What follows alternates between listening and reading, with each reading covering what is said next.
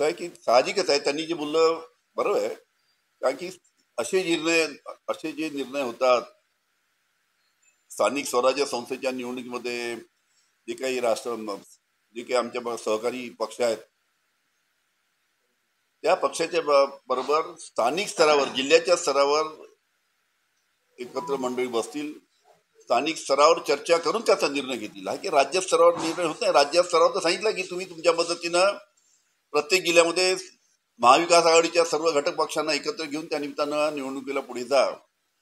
पण हे जात असताना स्थानिक स्तरावर चर्चा करा आणि स्थानिक स्तरावर निर्णय घ्या, असं प्रत्येक पक्षामध्ये तशा पद्धतीने सांगणं. कारण की अनेक ठिकाणी थोड्या अडचणी आल्या की थोडं मागं पुढं करून आपल्याला ऍडजस्टमेंट करावं लागतं. तर तशा पद्धतीनं स्थानिक स्तरावर सुद्धा त्या पद्धतीनं त्या पक्षाचे नेते निर्णय घेतील.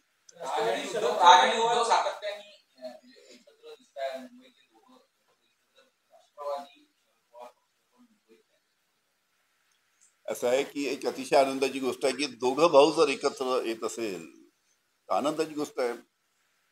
पण काही काही लोकांच्या फार पोटामध्ये दुखत आहे. आता ठीक आहे, त्यांनी एकत्र आलं तर त्याचा नक्कीच फायदा त्यांना होईल. आणि शेवटी आता महाविकास आघाडीमधून सर्व जे घटक पक्ष आहे, काँग्रेस आहे, राष्ट्रवादी आहे, इथे जे वरिष्ठ नेते आहेत, त्या बाबतीत वरिष्ठ स्तरावर चर्चा करून त्याचा निर्णय होईल.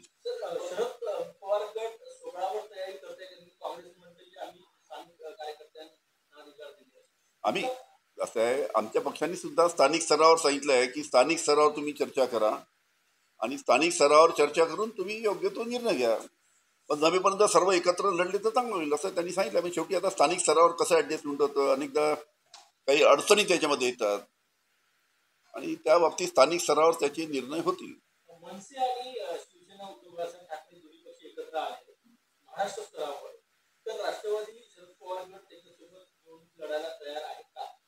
असं आहे की याचा निर्णय आता वरिष्ठ स्तरावर जे आमचे नेते आहेत, उद्धवजी ठाकरे आहे, शरद पवार साहेब आहे, आमचे काँग्रेसचे आहेत, मनसेचे आहेत, असे सर्व नेते एकत्र बसून त्याचा निर्णय घेतील.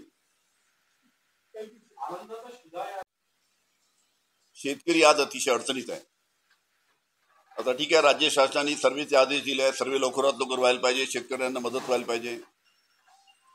माननीय मुख्यमंत्री देवेंद्र फडणवीस हे दिल्लीला सुद्धा जाऊन आलेत. मला वाटते 15 दिवस झाले असतील त्याला. केंद्र शासनाने सुद्धा मोठ्या प्रमाणात मदत करायला पाहिजे. पण एक गोष्ट मी तुम्हाला आठवण करून देतो, जेव्हा मनमोहन सिंग साहेब जेव्हा भारताचे पंतप्रधान होते आणि अशा पद्धतीचं मोठ्या प्रमाणात अतिवृष्टीमुळे आणि गारपिटीमुळे महाराष्ट्रातील शेतकऱ्यांचं नुकसान झालं होतं, त्यावेळेस कृषी मंत्री शरद पवार साहेब होते. त्यावेळेस कृषी मंत्री म्हणून शरद पवार साहेबांनी 7 दिवसाच्या आत केंद्राकडनं महाराष्ट्रातील शेतकऱ्यांना मदत मिळवून दिली होती. 7 दिवस. आमची मागणी एकच आहे की जेव्हा शरद पवार साहेब 7 दिवसामध्ये केंद्राकडनं मदत त्यावेळेस मनमोहन सिंग असताना शेतकऱ्यांना देऊ शकतात, तर आता देवेंद्र फडणवीस साहेब महाराष्ट्राचे मुख्यमंत्री आहेत, त्यांचे सरकार केंद्रामध्ये आहे, तर केंद्राकडनं महाराष्ट्रातील शेतकऱ्यांना मदत मिळायला इतका उशीर का?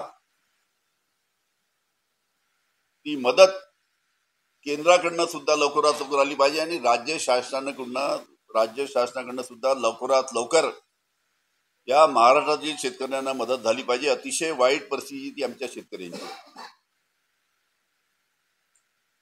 कापूस गेला, सोयाबीन गेलं, संत्रा, मोसंबी, मराठवाड्यामध्ये सुद्धा मोठ्या प्रमाणात नुकसान झालं, विदर्भात सुद्धा नुकसान झालं, संपूर्ण महाराष्ट्रामध्ये नुकसान झालं.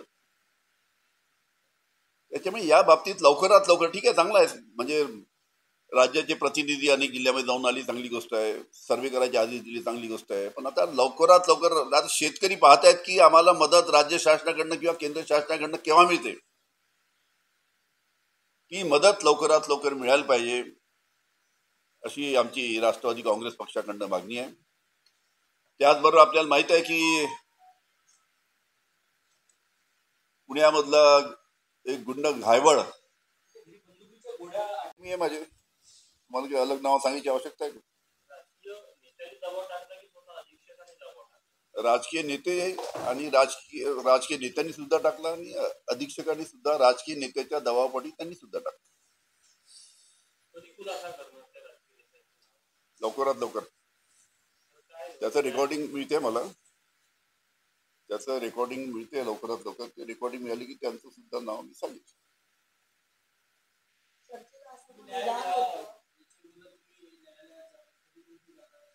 लवकरात लवकर रिपोर्ट रिपोर्ट तुम्ही पाहिला ना, नंबर 3 शेवटल्या पानावर क्लिअर कट म्हटलंय ना, शेवटल्या पानावर एकदम 3 गोष्टी त्याच्यामध्ये नमूद केल्या महत्वाच्या.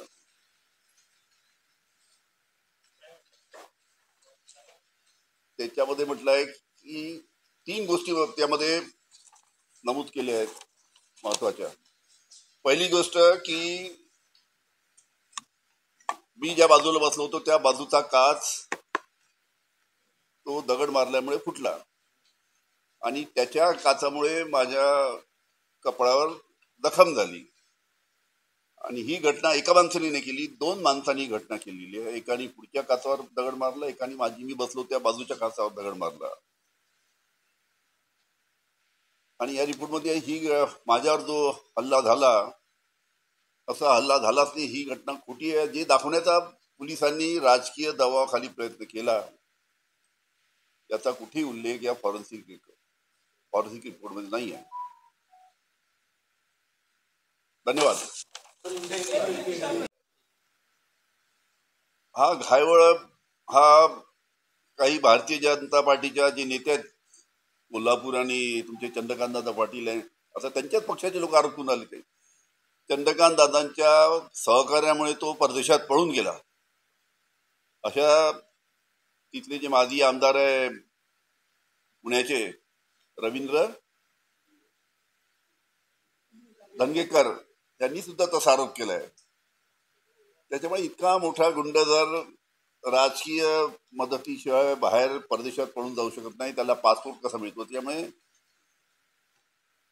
जे राज्य शासनाचे मंत्री आहेत कोल्हापूरचे दादा, त्यांनी त्याला मदत केल्यामुळे तो घायवळ पळून गेला परदेशात, अशा पद्धतीचा आरोप होत आहे. त्या बाबतीत त्यांनी खुलासा केला पाहिजे आणि राज्य शासनाने सुद्धा याची संपूर्ण चौकशी केली पाहिजे की कोणाच्या मदतीमुळे घायवळ सारखा गुंड हा पासपोर्ट मिळवतो आणि पासपोर्ट मिळून तो परदेशात पळून जातो. याच्या मागे कुणाचा हात आहे, कोणी त्याला मदत केली, ह्या गोष्टी सुद्धा जनतेसमोर यायला पाहिजे.